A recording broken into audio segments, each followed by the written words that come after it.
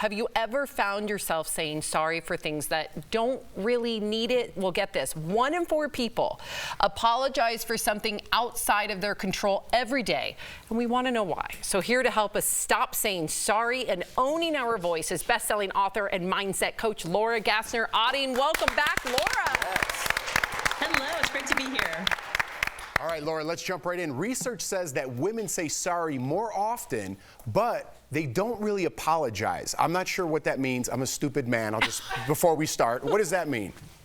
Well, a lot of times the apology is just a verbal tick that we all have. We think women apologize more, but it turns out we all apologize about 80% of the time that we think we're wrong. It's just that we women think we're wrong more often than you men. And that's because we tend to intuit and interpret what's going on around us a little bit differently. Like, I had a boss once who used to yell at me all day long. And finally, one day I went into his office and I was like, dude, I have to quit. Like, you got to stop screaming at me. And he was like, screaming? We're just communicating. So it really has to do with how we talk to one another. All right, this is very me. I do sorry all day long.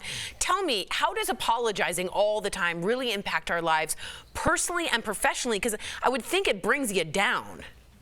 It absolutely brings you down. If we apologize when we're wrong, it's because we deem that wrong to be failure. So if we think any misstep means that we have to have an apology, it means we don't take risks. So personally, it trains our brains to assume that we're wrong. It reduces our zest for adventure. It teaches us to shrink instead of grow. And professionally, it impacts our ability to put forth good ideas or to amplify other people in a meeting. It also paints us as maybe being a little less competent in the eyes of our colleagues. And it always stops us from going after the promotion or that next big job.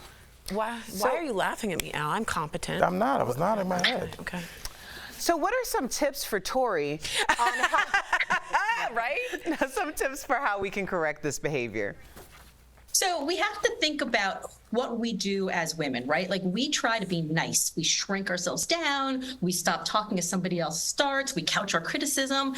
But I want us all to think a little bit more like men. Women are nice. We don't upset anybody, but men are kind. They have something to give, right? They amplify other people. They mentor other people, and that has this connotation of power. So I want us to stop trying to be so nice and shrink all the time and think about maybe putting ourselves in a room as this bigger version of ourselves, as kind, as having kindness, as opposed to trying to have to be nice. I love this. So I want to continue on that beat. So you say women need to stop being so nice and instead use kindness strategically. How do we do that?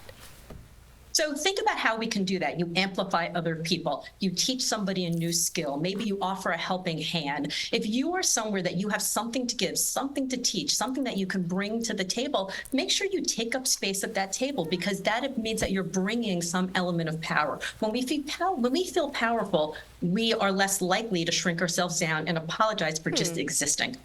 That's good. I mean, it's really good. And honestly, you know, I'd heard this before, but like, you know, when people achieve a certain level of success, they start to doubt themselves, and they do it so much, it's called imposter syndrome.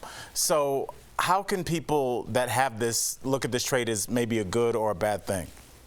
Oh, I love this question, because my latest book is all about the idea that imposter syndrome is actually not a bad thing. It's assigned to you, right? You're an imposter. You should leave. You've got a syndrome. Oh, you're sick. Maybe you should lay down. And it's assigned to somebody who is somewhere they've never been before. But if you think about it, instead of seeing that as a limitation, oh, you haven't been here before, we need to turn it around and see it as an invitation. Like, wow, how amazing. Congratulations. You're somewhere you've never been before. And I interviewed 100 different glass ceiling shatterers, Olympic medalists, startup unicorns, everyday people like all of us, and every single one of them thrived in this moment of uncertainty, of uncertain success, because they said to themselves, isn't this amazing? Logic tells me that I got here because I learned how to ask questions. I learned how to find mentors. I learned how to solve problems. So logic will also tell me I'll be able to do that again. I shouldn't apologize for being here. I should be excited that I got here.